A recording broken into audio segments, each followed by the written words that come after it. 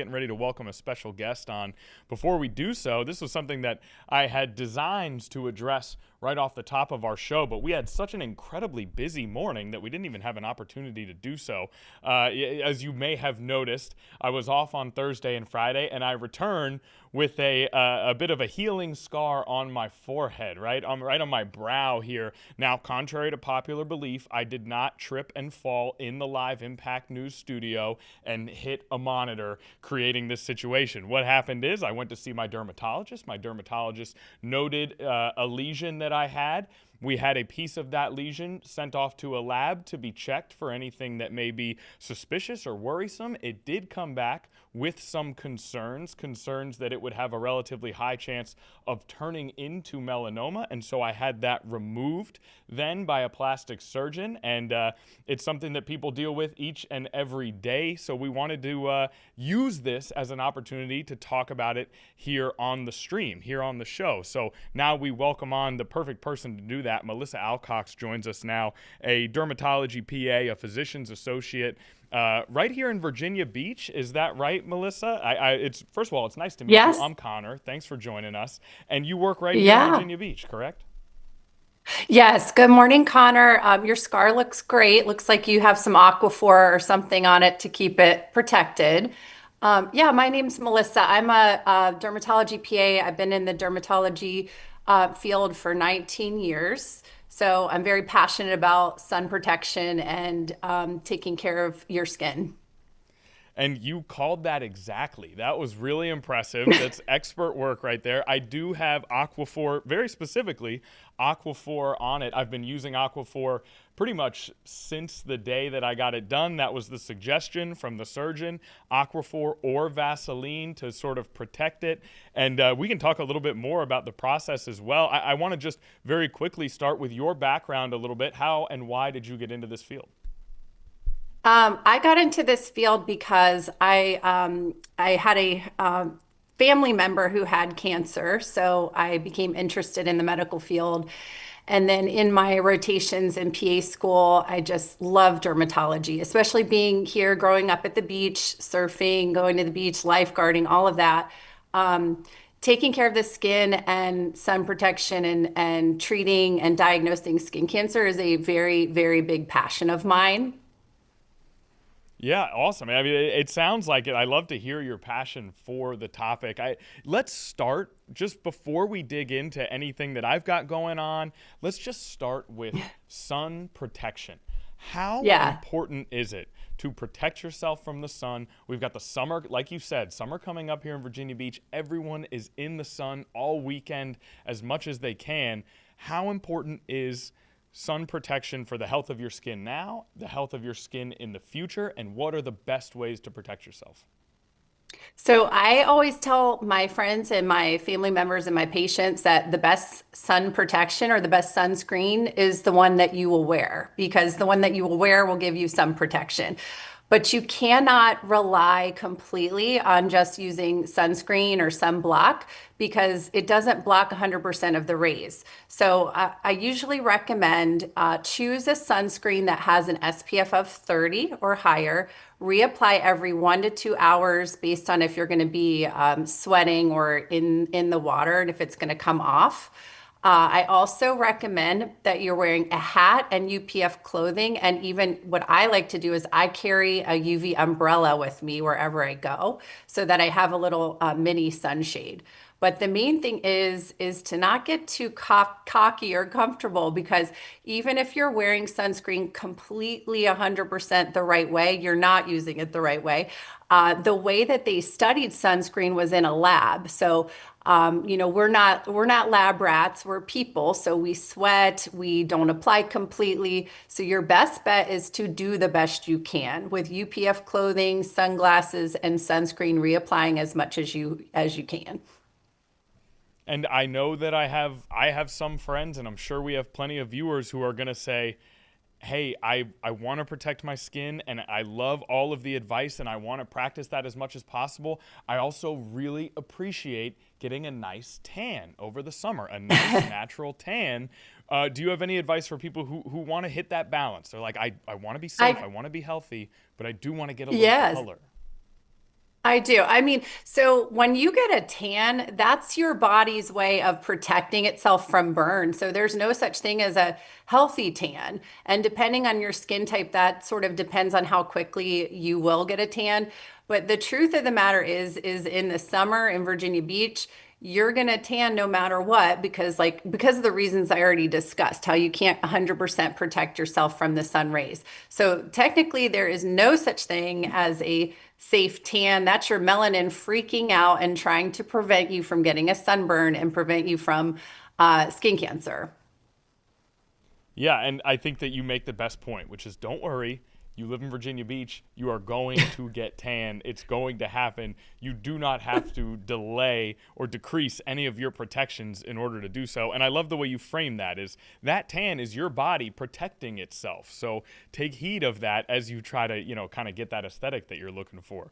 Okay, let's move a little bit toward sort of things that you should look out for as you monitor yourself for any concerning issues. I know for me, the way that I ended up sort of having all this take place is because I had what appeared originally, I'm someone who had acne as a kid and it went away as I got a little bit older. I'll get the occasional pimple, and a few months ago, I got what appeared to me to be a pimple, and then it just kind of Right. never went away. And so eventually I had to go to the dermatologist and get it checked out. When you're checking yourself, what should you be looking for as a concerning mark, mole, or bump? I mean, what do people need to look out for as they kind of are just keeping an eye on themselves in between appointments to let them know, hey, I got to get in there and get this checked quickly here rather than wait for my checkup? I love this question because I get this question every single day at work. Thing I tell you is that if you have something that's not healing, like let's say a pimple that doesn't heal, that could indicate a problem. Basal cell carcinoma is the most common type of skin cancer. And it usually just looks like a pimple that won't heal. So when I say it won't heal, you're washing your face and it bleeds for no reason. It's scabbing, it's crusting, or you have maybe a mole that's starting to double in size, change color. Really, if you're not sure, just always get it checked because your best defense is your offense. So I recommend for the general person, everybody should go in once a year to see their dermatology provider and get a full body cancer screening. But you should just be on the lookout for things that are not healing, or changing, and make sure that you get them looked at as soon as possible. And so just using logic, right? If you see something like you Yeah. said that looks abnormal or is different from usual what you may experience, you might want to go get that checked before your yearly time comes around. And like you said, I mean, how does no matter what your family history is or what your skin type is, how important is it to just get that yearly checkup at the dermatologist? I mean, that's critical no matter who you are, right? Yeah, it's so important. And almost all insurance companies do cover a screening once a year. At my practice, we offer occasional free screenings and volunteer events where we're going to be screening people at different, events at the beach and things like that. But the main thing is if you think something's up, listen to your body. Your body's going to tell you that something's wrong. So oftentimes, like a melanoma will be something that maybe it's starting to, like I said, scab or bleed, or you have lots of moles and you feel like something is changing with it. I cannot tell you how many times I've diagnosed melanoma or other types of skin cancer just from a patient coming in and saying, I just feel like something's off with this mole or with this lesion. And then it turns out that they had a skin cancer left untreated. It could have been fatal. And you did make another good point that I would like to review is that really all skin types should be screened once a year. Including skin of color. That's also important because I'll give you a good example. Bob Marley, he is probably one of the most famous people who died of a malignant melanoma. He had a melanoma of his toe. So unless you're in there looking at the cracks and crevices of your toes, you wouldn't know that you had a skin cancer there. So it's so important for every skin type to come and get a checkup once a year. And so we've got our checkups once a year. We've got our keeping an eye on yourself, monitoring yourself. We've got all of our sunscreen and our hats and our sun protection. What else is there that people can do in order to protect themselves, or even beyond protect themselves, in order to maintain the healthiest possible skin? What else can people do? Are there foods they can eat? Are there vitamins they can take? Are there moisturizers they can use? I mean, what's the best way to keep yourself healthy? There's not like a simple one and done. There are some vitamins that may potentially help, but the main thing is just kind of common sense skincare. Also, if you are relying on just like your regular clothing to protect you, a regular cotton t-shirt has an SPF of maybe like a 6 or 7 in it. So that's why you can even get skin cancer on your private parts or underneath your bathing suit. So what I tell people is apply your first round of sunscreen very well. Make sure that you get enough of it on. You need about a shot glass size for your entire body. Try to reapply. Wear a hat, wear sunscreen. I like like I said, the UPF clothing, and then I bring an umbrella with me, but just use common sense practices. Okay, sounds good. So a lot of logic and common sense here. I want to ask about a specific product, and that's, so much of the problems that we encounter, and we cover a lot of things like this here at 13 News Now, that everyday care, and so much of it, the answer is pay attention, be logical, take action when you notice something outside of that norm, right? And it's good to hear that so much of this care is the same thing, because everyone can do it. Everyone can do that. A product that actually specifically my fiance and I have debated a lot and talked about a lot is collagen. We are sort of told almost through sort of that social media zeitgeist that Yes, collagen yeah. is great for skin care. Can you give us insight into how true that is and how helpful it may be? It's a product that I hear come up anecdotally quite often with people taking it Yeah. in their lives. Can you tell us what you know about that?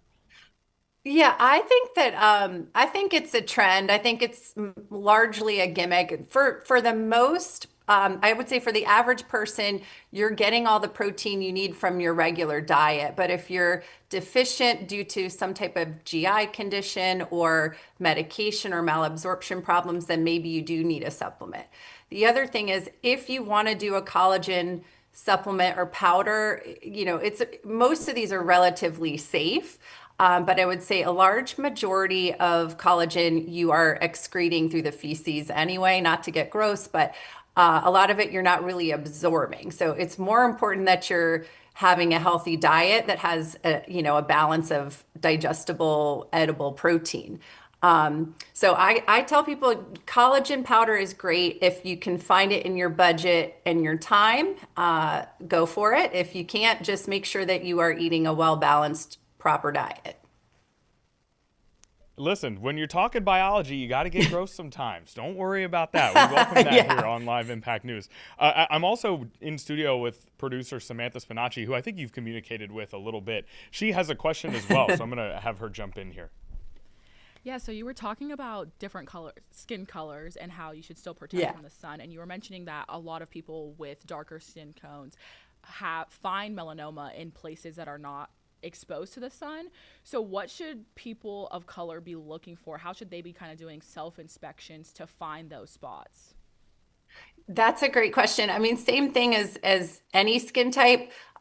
Just notice things that are changing. So if you have something that is bleeding, not healing, in other words, if it bleeds or gets inflamed because you are rubbing it or touching it or injured the skin, that's one thing. But if you just have something that spontaneously will not heal, that is traditionally a bad sign. For specifically for skin of color, looking for things like acral lentiginous nevi, which means they're on the palms of the hands, the soles of the feet, inside the mouth. That's one thing I would say I would recommend for our patients' skin of color to just inspect those areas a little bit more closely because those are often the ones that can change. Now, it is completely normal to have moles there. It's just not normal to have them change. So if you see them and you already know they're there, that can help you monitor them. If you don't know they're there, you're not looking at your skin, then it's going to be a lot harder to find a skin cancer. And one follow-up question, because I know we talk about moles a lot, but there's also freckles, and those can be kind of confusing because they pop up places. So when should you be Yes. concerned about a freckle or like a traditional sunspot versus something like a mole? Well, I don't think you, as you know, the layman needs to know the difference. You need to watch it for change. That's the main thing. So think of a freckle as a natural sunscreen. It's sort of like your own melanin, like I was telling you guys earlier. It's like the melanin kind of freaking out and trying to protect itself. So that's what freckles are. Lentiginous sunspots tend to be a little bit bigger, and you'll see them a lot on people's like shoulders and faces and things like that. But a lentigo or a freckle can turn into something called a lentigo maligna. This is a type of life-threatening skin cancer, a melanoma, that if that's left untreated, that can be fatal. Typically, though, those when I see them, they generally speaking will kind of widen, get bigger, turn black, peel, or they'll look almost like a smudged marker. So if you put a marker down and it kind of bleeds out, that can be a sign. Okay, great to know. Thank you. Those are great questions, Samantha. Now, let's move. We've kind of looked at that skincare and how you can take these preventative measures. I want to move forward to maybe something that comes after you potentially have had something removed or have had some kind of procedure. I know that in doing research while I've kind of been healing from this situation, and I've learned a lot goes into skin healing and, proper scarring and things like that. Specifically when it comes to oxygen that is able to kind of be a part of your Yeah. healing process. I'm wondering if you could illuminate a little bit about what is it important to avoid as you maybe are having things that are healing, and if there's anything that you should sort of run toward or increase as you're going through those same processes. Yeah, I like I like Aquaphor because essentially it's a moisturizing barrier that allows oxygen to penetrate. And you hit the nail on the head. You really do want oxygen in terms of healing wounds, also moisturizing wounds so they don't get dried out. In terms of scarring, there's so many products on the market, it can get very daunting to choose. I would say one of my favorites is silicone. I like silicone gel or silicone scar sheets after the sutures are out. That can help prevent the scar from getting darker, hyperpigmented, or more thick. And then another common sense thing is making sure that you are using sun protection on the scar, because the scar can turn sort of like a purple, reddish brown color or get thicker or more hypertrophic. If it's in the sun, so you can literally tattoo a scar into the skin if you're not using the correct sun protection. So aftercare simple, keep it clean and dry, allow a little thin layer of Aquaphor or a moisturizing equivalent, something like that. Keep it out of the sun, and then consider a silicone gel or silicone scar sheet. Okay, your description of tattoo a scar into your skin drew a real visceral reaction from our live studio audience here. Certainly not something that you want. This has been extremely informative. I mean, we really appreciate you coming on and spending some time with us. Is there anything else that you want to add that we haven't touched on here? I just really appreciate that you are bringing education and awareness to this. It's so important because really skin cancer, although it can be fatal, can be so preventable and so treated. So, no, I think just making sure that you are aware, like listen to your body. If you feel or see that something is off, it probably is. Go see a dermatology provider. We have lots of excellent skincare providers in our area. Please come see me anytime. And thank you so much for doing this and educating, helping educate the public on this.